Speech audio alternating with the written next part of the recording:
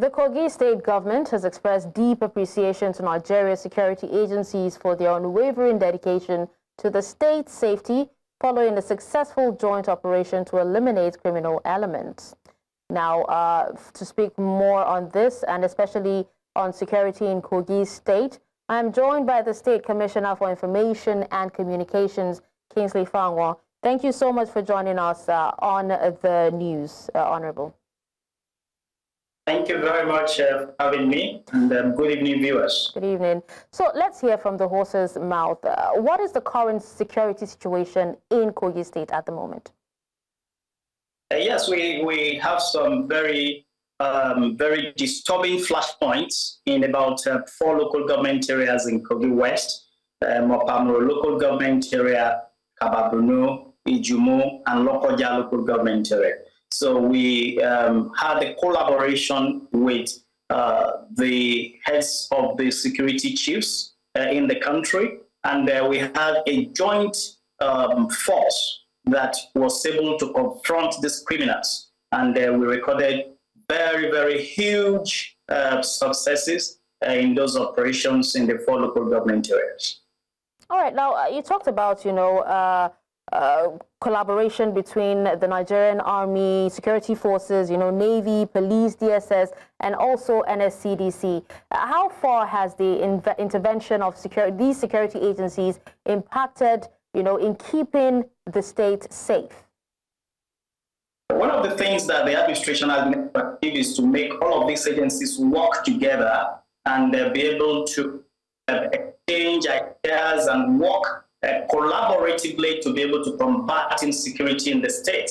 And I would say to a very large extent, we've been able to take out a lot of these criminals. We are recording a very huge success. I do not want to give too much out because it is still an ongoing operation, but I can assure you that we are recording very huge success. Despite the fact that we lost 2 of the security agents, there are a couple of them that were heavily injured.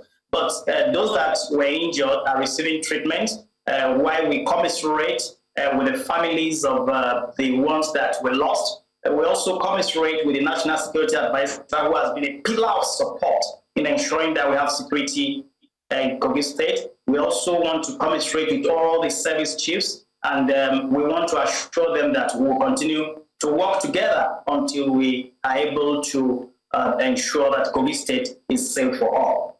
All right, so you talked about intelligence gathering. What about the residents? How have they been able to collaborate with these security agencies and also to the government to end insecurity in Kogi State?